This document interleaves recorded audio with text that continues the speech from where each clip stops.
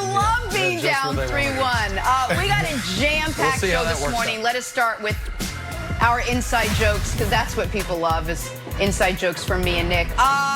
Lakers Nuggets. LeBron, as you'd guess, was the big story. Not that LeBron, you know, the one that carries the offense, but instead this LeBron, who owned the defense last night with Jamal Murray having another one of his big games. LeBron said, "Not tonight, young fella, not in clutch time." The King kept Murray from scoring a basket in the final 5 minutes and 21 seconds.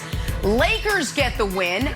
They now go up 3-1 in the series. Here is the aforementioned LeBron James on his defensive heroics. I know it was winning time, and Jamal had it going. The kid is special. He has an array of shots, the triple threat from the three, from the mid-range, and also in the paint. And for me, it's just trusting my defensive keys, trusting my study of film, trusting personnel, and living with the results. So. I told my teammates that I had them, and everyone else can kind of stay at bay and stay home. And I was able to get a couple stops, and we was able to rebound the basketball, which is the most important thing. The one thing I've learned from you over the years, Nick, when it comes to LeBron is he does what he has to do when he has to do it, whenever that is, whether it's on our timeline or not. Last night, LeBron needed to step it up defensively. How impressed were you with that part of his game? Well, before I tell you how impressed I was, Jenna, as Brandon shakes his head, just so disappointed. I told you, Brandon, you were that guy at the blackjack table, could have walked away, put it all in that last hand, and now might be going home with no money. But before I answer the question, Jenna, because we're not going to be on the air Sunday. Game 5 is Saturday. So I would like to congratulate the Los Angeles Lakers on their 32nd NBA Finals appearance and LeBron James on his 10th NBA Finals appearance, because this series is over. Oh, no. This series is over, and it's over because LeBron James, on a night where he couldn't hit an outside shot to save his life, reminded the world why he is, without question, the most complete, greatest basketball player we've ever seen.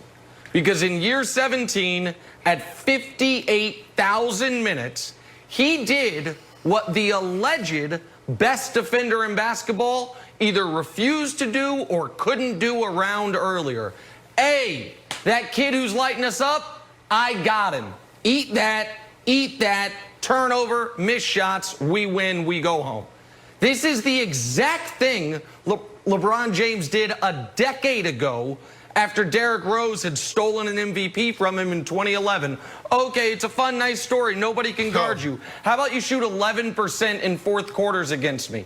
The difference is that was 30,000 minutes ago for LeBron, but it doesn't matter because he is somehow at age 35 in year 17, still able to go to the well, what quite literally no one has been able to do in these playoffs. Shut down Jamal Murray in the biggest moments of the game. So this was not a great LeBron James offensive game, Kevin Wildes, but it was a brilliant, virtuoso defensive performance at the end, and it's why the Lakers are about to make their first NBA Finals since 2010.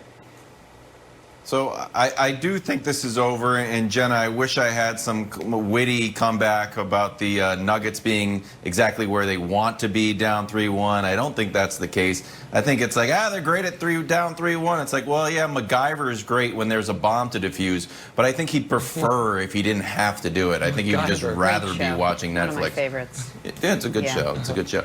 But, Nick, I think LeBron's reputation certainly helped him here, and I'm not mad at it. It's one of his best assets. When they're under 3 minutes, they're up 3, and Jamal Murray drives to the hole. LeBron hits him. We all know that he hits him. It wasn't a block shot. This is just being honest, buddy. Okay. I'm not saying I'm on your side. That's not a clean defensive play, and you know it. It's not a big deal. So during the game, Draymond tweets out he hasn't earned that call against Bron in that moment, and I agree. So is it a perfect moment? Is it perfect defense? Probably not. But did it get the job done? Yeah, like I think that's okay. It's okay to say LeBron's reputation as a great defensive player helped him here. Do you disagree with that? Yeah, I mean, we can parse calls if we want. And Brandon, Guys, we can parse calls if we want. They called a foul on LeBron at the 6-minute mark that was outrageous on Jamal. Go ahead. Yeah, Brandon, go. No. Yeah. Come on, guys. You guys watched the game. The Nuggets got robbed. Come on. Before the game, yes, his reputation definitely helped him out. You know why? Because they called the league office and they said LeBron isn't getting any calls. He doesn't have enough free throw attempts. The first 3 games, he combined for 10 free throw attempts. Last night, 14. Are you kidding me? 14 trips to the line last night. These teams are evenly matched, and everything matters, especially going to the free throw line. This was ridiculous. I couldn't believe that the league did this. This is a big question mark around this game right now. It's going to be an asterisk right there, Nick. It's going to be a little asterisk around LeBron James going to the finals. 14 times, 14 trips. Jamal Murray couldn't even get one call. Because, all right, first of all, Jamal Murray did shoot 4 free throws in the final 4 minutes of this game, just on fouls not committed by LeBron James. That's first of all. Yeah, second of all, we've played 4 games in this series. The Denver Nuggets have shot 113 free throws. The Los Angeles Lakers have shot 113 free throws. LeBron James only going to the line 10 times in the first 3 games is an example of him not getting calls. It is an example of the refs holding him to that Shaq standard of, you can probably power through it anyway. Yeah. What a coincidence. What a coincidence. Let's call the league office. Let's call the league office and let's complain and let's see what happens. 10 combined in the first 3 games, 14 last night. That's a big deal.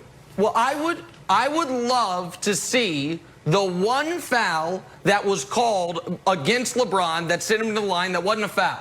Because, Brandon, you're doing what a lot of people are going to do this morning. A lot of people are going to point out that exact thing. What they won't do is say, and here's the time LeBron didn't get fouled. You had Reggie Miller in the booth making the exact same point that you're making one time when LeBron got fouled, and then they show a replay and it's like, oh, he did get hit in the chest. Oh, he did get hit in the head and it didn't get called. Some of these reasons he's going to the free throw line is because Jeremy Grant is trying to guard him 35 feet from the basket and can't move his feet. Ridiculous. Robbed.